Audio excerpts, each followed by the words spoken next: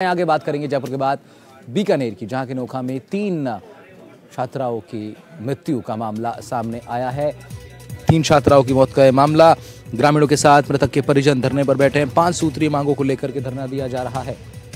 जानकारी मिलने पर कलेक्टर और एसपी नोखा पहुंचे। मृतक बच्चियों का अब तक पोस्टमार्टम नहीं किया गया। केडली गांव के सरकारी स्कूल में ये बच्चियां पढ़ती थीं।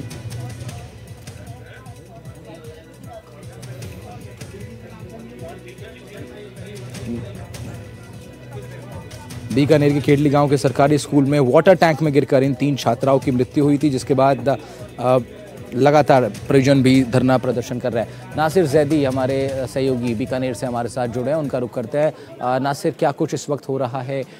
क्या ये मांगे हैं परिजनों की और प्रशासन का क्या रुख है? देखिए राहुल, हम आपको बताएं कि नोखा में आज बहुत ही दर्दनाक हादसा हुआ। बीकानेर संभाग की एक तहसील है नोखा, और नोखा के सुदूर इलाके में एक गांव है केडली। उस केडली में स्कूल में 3 बच्चियां खेल रही थी और खेलते खेलते वो स्कूल में बनी पानी की टंकी के ऊपर चली गई। पानी की टंकी बहुत पुरानी थी और जैसे वो खेलने लगी, अचानक पानी की टंकी की छत ढह गई और वो तीनों बच्चियां उस टंकी में जा गिरी। हालात ये हो गए कि टंकी में पानी भरा हुआ था और ऊपर से छत भी गिर गई, तो उसमें मलबा पैदा हो गया और तीनों बच्चियां उस मलबे में दब गईं और दबने से तीनों की on the spot he death हो गई।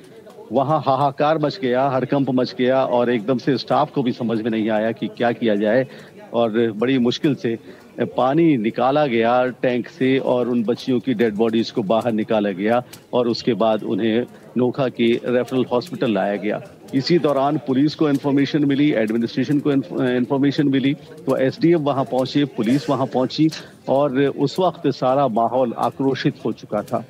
अब हाल ये है कि बच्चियों का अभी तक पोस्टमार्टम नहीं हुआ है और वहां परिजनों के साथ दूसरे लोगों ने धरना लगा दिया है।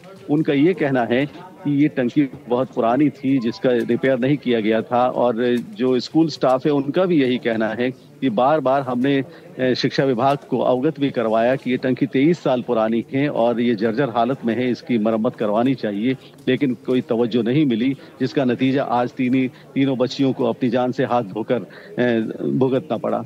तो ये तमाम बातें हैं जिसको लेकर परिजन और दूसरे लोग भी धरने पर बैठे हुए हैं। धरना बरकरार है, प्रशासन मौजूद है, पुलिस मौजूद है, लेकिन अभी तक कोई हल नहीं निकला है और बच्चियों की डेड बॉडी का पोस्टमार्टम अभी तक नहीं हुआ है। जी राहुल।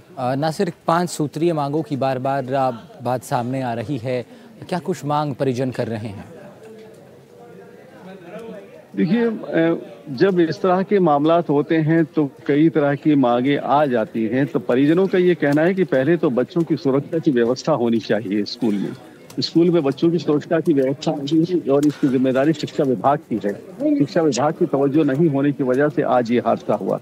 इसके अलावा उनका ये कहना है कि जब तक हमें पूरी तरह से ये आश्वासन नहीं मिलेगा कि इस घटना के जो जिम्मेदार लोग हैं उन पर सख्त से सख्त कार्रवाई की जाए, तब तक हम अपना धरना नहीं उठाएंगे। जी राहुल।